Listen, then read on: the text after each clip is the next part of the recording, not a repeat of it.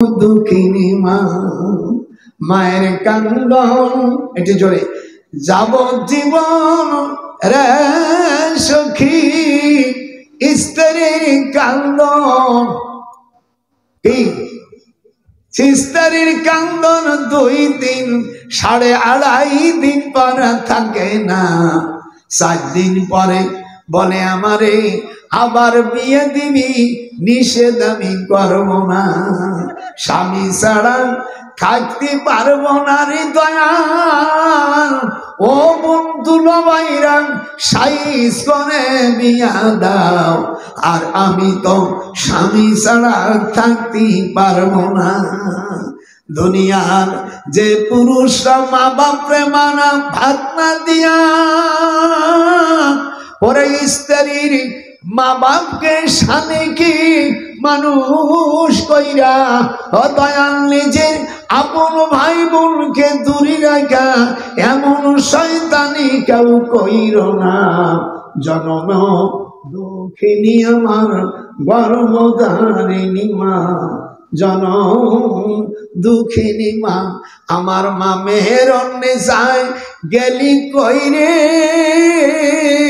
ও তোর নজরুলকে তুই এতিম করে, ও মেহেরন্নেসা মা আমি তোমার জন্য কাবায় কান্দি, আমার জন্য দুঃখ করো না।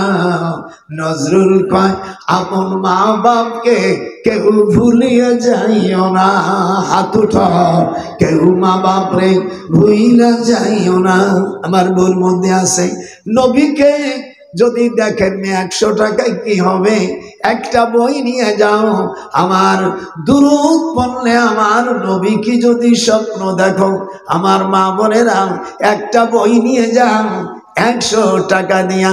100 টাকা নিলে আজকাল ব্যাগ ভরে না, আপনাদের ব্যাগ ভরে? সেদিনকে 5000 টাকা নিয়েছি, হাফ ধরনের একটা ব্যাগ নিয়ে গেছি, 5 কেজি গোস্ত কিনছি, তাতে এইটা নিয়ে গেছে। তোর দাদি কয় এইটুক গোস্ত আনছো কেন?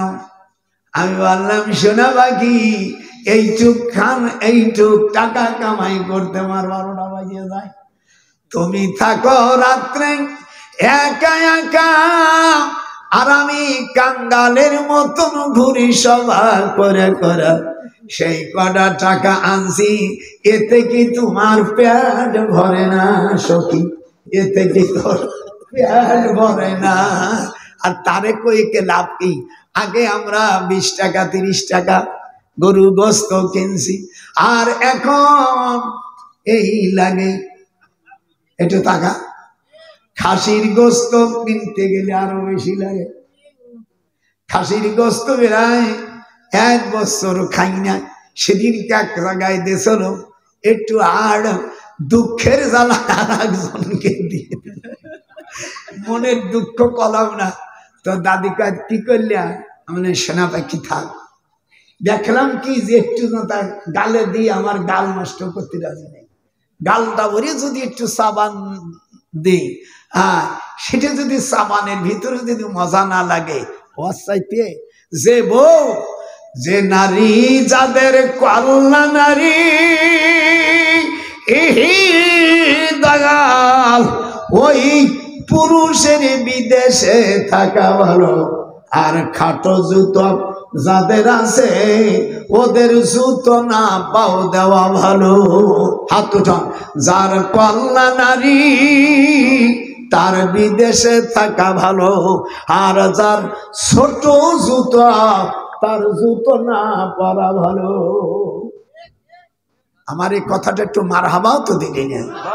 যে মাইয়া কল্যাণ নারী স্বামী রাখে আয় বয়ফ্রেন্ড রাখে, দেখবেন ইউটিউবের মধ্যে ফেসবুকের মধ্যে ওই ইসির সাথে আমি বয়ফ্রেন্ডের কারণে আপন স্বামী হারায় না, ও তোরা কি পীড়িত করিলি বয়ফ্রেন্ডের সাথে, পীড়িত করিয়া আপন স্বামী হারালি।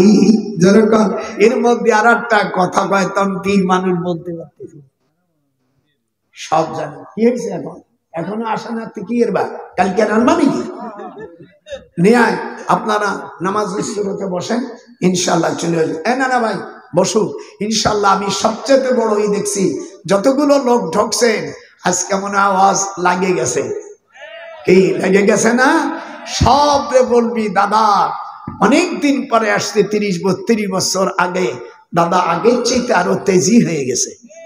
আগে এই কথাগুলো আমি বলতে পারতাম না, ঠেসি ধরত, আমার তাবড়াই দিত, কিন্তু এমন সুযোগ পেয়ে গেছি ইনশাআল্লাহ কেউ আর দেবে না। এবার ঠিক মতন হবে তো? এটা হাত উঠা, কি হাত উঠলি না? যারা হাত উঠবে না ওদের মধ্যে শয়তানি আছে। এইরকম একবারে ডাইরেক্ট আমি ময়দানে নেমে গেছি, তাইতে মানে মানুষ আল্লাহর দিন জমিনে প্রতিষ্ঠিত করতে হবে। কি ভাইজান রাজি? তাহলে হাত দাও। তুই দাদি কি করতে? হ্যাঁ আমার ওরে বাবা, সেই তোর দাদি এলো জামাতের কোন সেই বুড়ির কাছে খাইয়া আমি ঘিরান পাইয়ে গেছি, যেরকম আল্লাহ আকবার। তোরে দাদির মতন দাদি পাইছি জামাতের কোন রে, আমার আগে সবাব পড়েছে। এই তোর দাদি আমার আগে রকনে জামাত।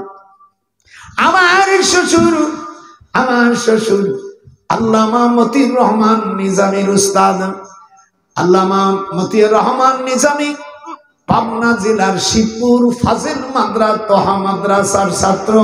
আমার শ্বশুরের কাছে জালালাইন পড়েছে, যেরকম আল্লাহু আকবার। এই জন্য আমার বিয়ার ঘটকালি করেছিল মতিউর রহমান নিজামী। আমার স্ত্রী বলেন আমার ভাইজান ছোটবেলায় নিজামী সাহেব বলছে আমার স্ত্রীর নাম আমেনা, তোর দাদির নাম। ছোটবেলায় আমার স্ত্রী বলছে আমার ভাইজান বিয়ে পড়াইছে, নিজামী সাহেব আমার বিয়ে পড়াইছে। ওনার স্ত্রী শামসুর নাম নিজামী বলছে আমাদের দিলু ভাই, আমার শ্বশুরের ছাত্র নিজামী, তাহলে আমি কি হই? কতখানি উস্তাদের মাইয়ে বিয়ে দিলু ভাই হয় না? এত দেরি লাগে গা? এই জন্য আর সাইদির সাথে আল্লামাকে কাবা শরীফে ঢুকাইছে। একটু হাত উঠা, সকল সাক্ষী থাক যে হাত উঠবে না জন্য। আল্লামা দেলোয়ার হোসেন সাইদি, আল্লাহ কোরআনের পাখিকে আমার ভাইকে তুমি জান্নাতবাসী করো, আমিন। যারা সাইদির পক্ষে আছো তারা সারা পৃথিবীর মুসলিম ভাইরা যারা আছো আমার সাথে হাত উঠাও। ভাইজানের জানাজা পিরোজপুর 2 বার হয়েছে, যেরকম কয়বার? জোহরের নামাজের পরে 2 বার ভাইজানের জানাজা হয়েছে। ওই জানাজায় আমি শরীক ছিলাম। যে যারে ভালোবাসা, আমার নাতি, তোরা আমার নাতি, আমার ওই আমি এটা ডাক্তার বাবলুর ওখানে থাকি আর আমার খানকা। আর এবার আল্লাহ যদি আমাদেরকে ক্ষমতায় নেয়, যদি জাতীয় সংসদে যায়, ইনশাআল্লাহ আমি বিরাট আকারে করব ইনশাআল্লাহ তাআলা। আমাদের উল্লাপাড়ার খান সাহেব থাকবে, পরওয়ার গোলাম পরওয়ার থাকবে, যেরকম আল্লাহু আকবার। দোয়া করেন, আমি যে স্বপ্ন দেখেছি আমার স্বপ্ন বৃথা হতে পারে না রে দয়াল আল্লাহ। কাবা শরীফে স্বপ্ন দেখেছি জাতীয় সংসদে কলেমার পতাকা উঠছে। হাত উঠান, নারাই তাকবীর। আমার এই স্বপ্ন আপনারা সব মিডিয়াতে দিয়ে দেবান। আমি স্বপ্ন দেখেছি বাংলাদেশের এবার পার্লামেন্টে কোরআনের পার্লামেন্ট হবে। হাত উঠান, নারাই তাকবীর, নারাই তাকবীর। আল কোরআনের আলো সংসদে জালো, নারাই তাকবীর। আলহামদুলিল্লাহ। আপনারা সূরা ফাতিহা 3 বার কুল হুয়াল্লাহ সূরা 11 বার দুরূদ শরীফ পড়েন। কেমন করবো নাকি? আচ্ছা থাকতে যা, তোর অনেক দাঁড়াই গেছে। আয় আয় আয়, আপনারা আমার জন্য দোয়া করেন। আমি আপনাদের এত খুশি হয়ে গেছে, এই বছর যত জলসা করছি আমি আজমির শরীফ থেকে আসার পরে এত মানুষ হয়েছে। এটা